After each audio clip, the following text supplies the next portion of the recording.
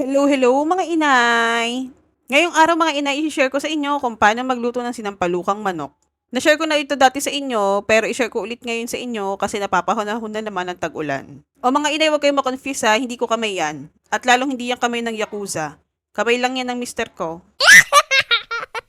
Madali lang tulutuin mga inay, simpleng-simple lang. Kailangan lang natin ng sibuyas, luya, sayote, at syempre yung ating chicken cubes. Yan lang. Hiwain lang natin tong mga panggisa natin mga inay tapos okay na pwede na tayong magsimula. Dito sa bahay mga inay, madalas magluto yung asawa ko kasi sabi niya siya yung masarap magluto. At nung pinagbigyan ko nga mga inay na siya yung magluluto, ayun, ang ending lumobo ako ng ganito.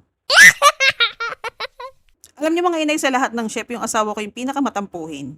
Yung tipong pag hindi ko kinain yung niluluto niya, magagalit siya, nagtatampo siya. Sasabihin niya sa akin, hindi na ako magluluto bukas. Ganun din ba yung mga asawa niyo inay? Balik tayo sa pagluluto mga inay. Ayan, nag-isa na ng asawa ko yung luya at saka sibuyas.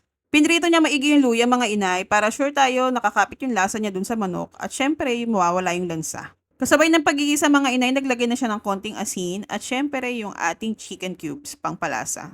Kaya mga inay, madalas din bang magluto yung mga mister nyo?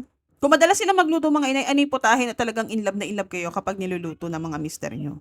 Shoutout nga pala sa mga mister dyan, no, na mahilig magluto. Magluluto kayo ng masarap tapos kapag nakita nyo marami kinakain yung mga misis nyo at nakita nyo lumalaki, sisisihin nyo. Kaloka kayo ha?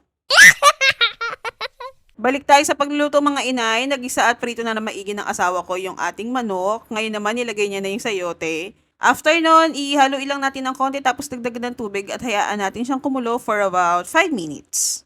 After 5 minutes mga inay, haluin natin siya at para i-check na rin kung malambot na yung ating sayote. Medyo matigas pa yung ating sayote dito mga inay, kaya mag-wait ulit tayo ng another 5 minutes para sure tayo na malambot na yung ating sayote. After 5 minutes mga inay, ayan malambot na yung ating sayote, pwede na nating ilagay yung ating dahon ng sili. Ewan ko ba mga inay, magbuhat ng nabuntis ako, naging favorite ko na itong sinampalukang manok.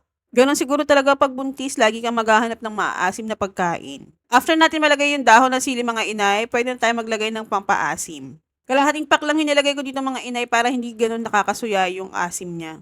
Yung assistant chef na mga inay yung nagtuloy ng luto kasi si chef daw masakit na yung ulo. Daylan. After ko malagay yung dahon ng sili mga inay, naglagay ako ng patis, dagdag umami at linamnam dun sa ating niluluto. Kayo na bahala magtansya mga inay kung gaano kadaming patis yung ilalagay nyo. After natin malagyan ng patis mga inay, kaya lang natin siya kumulo ng 3 minuto para mas lalong kumapit yung lasa dun sa manok. After 3 minutes mga inay, eto na, luto na ang ating sinampalukang manok. O diba, nangangamoy extra rice na naman. Pagbigyan ng extra rice ang buntis mga inay, syempre dalawa kaming nakain. O paano mga inay, hanggang dito na lang muna ulit. Salamat sa panonood. See you sa next video. Bye!